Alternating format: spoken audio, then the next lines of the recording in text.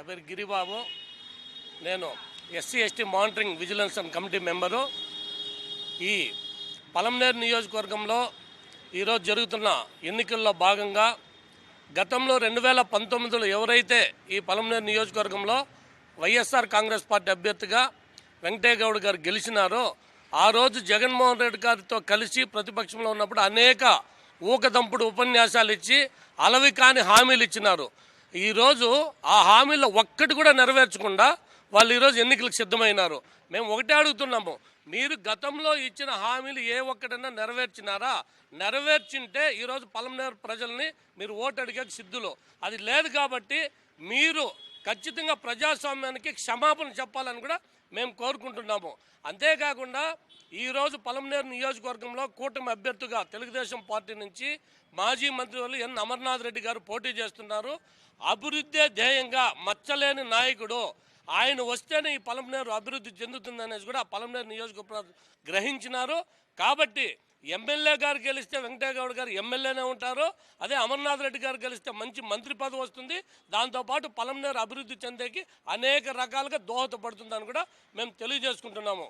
అంతేకాకుండా Chittoor parliament SC కాన్స్టిట్యున్సీలో గతంలో పోటీ చేసినటువంటి ఎన్ రెడ్డప్ప గారు పెద్దిరెడ్డి గారు పెదపాలేరుగా ఉన్నాడే తప్ప ఈ నియోజకవర్గంలో చిత్తూరు పార్లమెంట్ నియోజకవర్గంలో ఏ ఒక్క చిన్న సంక్షేమం కానీ అభివృద్ధి చేసిన దాఖలా లేదు. కనీసం దళితులపైన దాడి జరుగుతుంటే ఏనాడు తన చట్టసభల్లో నోరు విప్పిన పాపాను పోలేదు. ఇటువంటి వ్యక్తిని మనం పార్లమెంటుకి పంపిస్తే ఎటువంటి అభివృద్ధి కాదు కదా, కనీసం ఎంపీ ఉండేదనేది జనాలు మర్చిపోయినారు.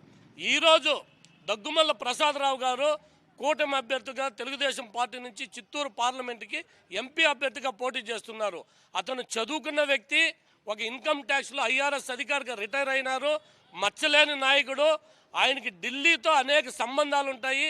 అతన్ని కానీ గెలిపించుకున్నట్లయితే మన చిత్తూరు పార్లమెంటు అభివృద్ధిలో ముందుకు పోతుంది.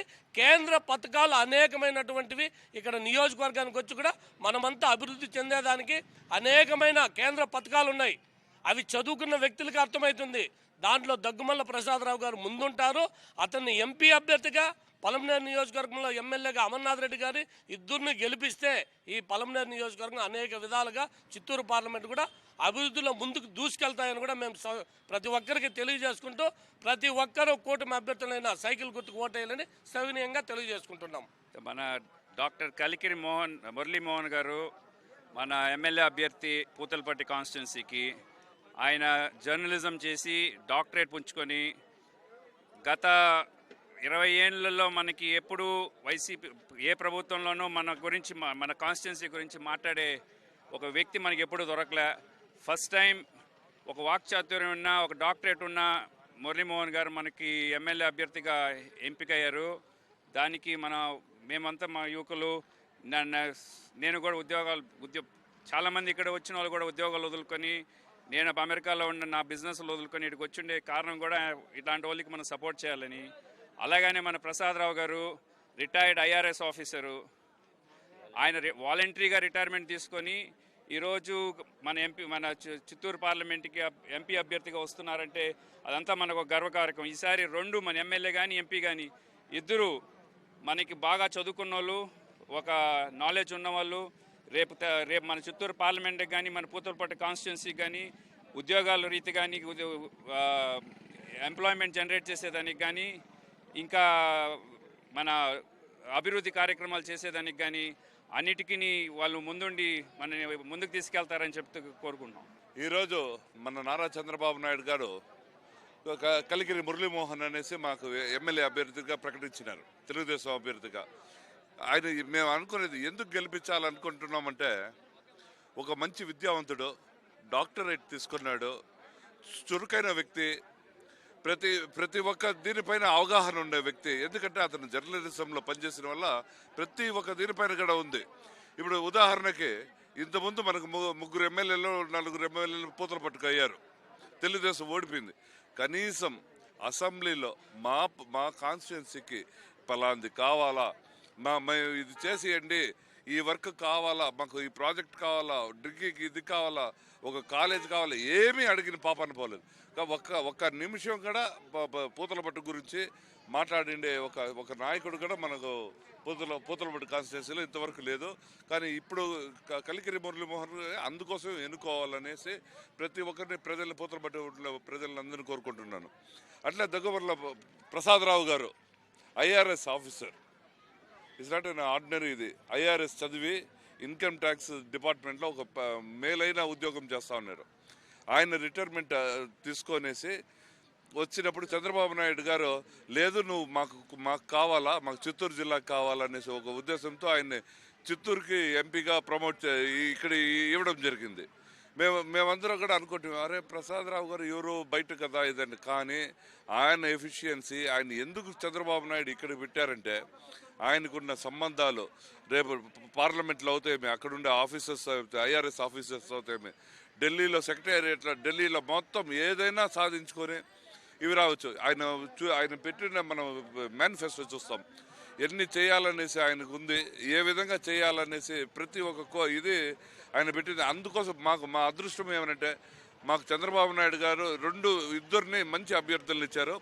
దుగ్గరాల ప్రసాదరావు గారిని అవుతాయేమి, కలికిరి మురళీమోహన్ అవుతాయేమి, మా పూతలపట్టు కాన్స్టిట్యున్సీలో ప్రజలందరూ సైకిల్ 2 ఓట్లు సైకిల్ గుర్తుపైన వేసి అఖండ విజయంతో గెలిపించాలని ఇందుకోసమే మాకు కావాలని కోరుకుంటున్నాం.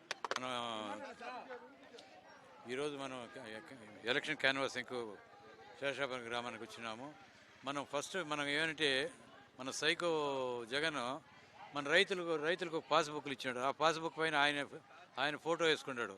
ఇప్పుడు మనం ఆ పాస్బుక్లు 2 ఏళ్ళు కానీ మనం వెరిఫై చేయకుండా ఉంటే మన నేలంతా మన పైన ఉండదు. అది వాడు గవర్నమెంట్కి అయిపోతే మనం లోన్ తీయాలంటే కూడా మన వల్ల కాదు. కాబట్టి ఇట్లా చాలా అరాచకాలంతా చేస్తున్నాడు. అట్లా వాడిని తరిమి కొట్టాలా. మన క్యాండిడేట్లు ఇద్దరు ఎట్లా వాళ్ళని చంద్రబాబు నాయుడు కోరి ఇచ్చినాడు. మురళీమోహన్ చాలా విద్యావంతుడు. మనం ఇంకొక ఎంపీ గారు దగ్గుపల్లి ప్రసాద్ గారు మంచి పెద్ద ఇన్కమ్ ట్యాక్స్ ఆఫీసర్గా ఉండి వచ్చినాడు. ఆయనకు ఇన్కమ్ ట్యాక్స్ ఆఫీసులో ఢిల్లీలో చాలా పరిచయాలు ఉంటాయి. కాబట్టి ఆయన గెలిచి కానీ ఢిల్లీకి పోయినంటే మనకి ఏం కావాలన్నా మన నియోజకవర్గానికి, మన చిత్తూరు జిల్లాకు అన్నీ మంచి చేస్తాడు. కాబట్టి మనం ఇద్దరిని అఖండ విజయంతో గెలిపించాలని కోరుకుంటూ ఈ అవకాశం మీకు అందరికీ ధన్యవాదాలు. జై తెలుగుదేశం. ఇటు మంచి ఎంపీని కూడా మాకు ఇచ్చినందుకు మేము సంతోషపడుతున్నాము. మేము అహర్నిశలు కృషి చేసి మన సైకిల్ గుర్తుకు 2 ఓట్లు వేయించి గెలిపిస్తామనేసి అఖండ మెజారిటీతో మేము గెలిపిస్తాము అని వాగ్దానం చేస్తా ఉన్నాము. జై తెలుగుదేశం.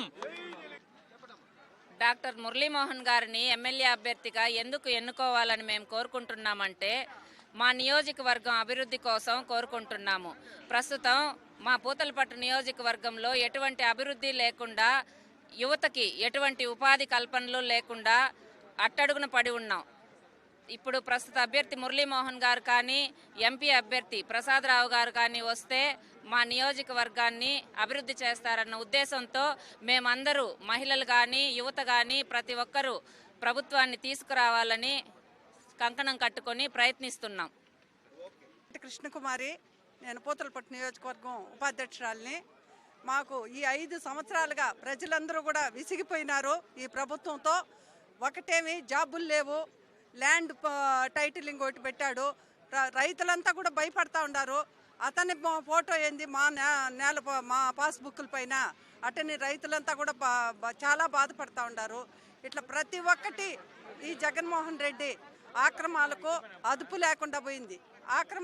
లేకుండా పోయి జగన్మోహన్ రెడ్డి ఈరోజు ప్రతి ఒక్కరూ ఎదురు తిరిగే పరిస్థితి వచ్చేసింది. ప్రతి ఒక్కరు కూడా మాకు ఈ ప్రభుత్వం వద్దు, మాకు న్యాయం జరిపేది చంద్రబాబు నాయుడు ఒకడే, మాకు రాష్ట్ర భవిష్యత్తు నిరూపించేది, పైకి తెచ్చేది ఒక చంద్రబాబు నాయుడు ఒకడే అని తెలుసుకున్నారు. ఈసారి ఓటు చంద్రబాబు నాయుడుకే ప్రతి ఒక్కరూ వేస్తారు. తెలుగుదేశం గెలుస్తుంది.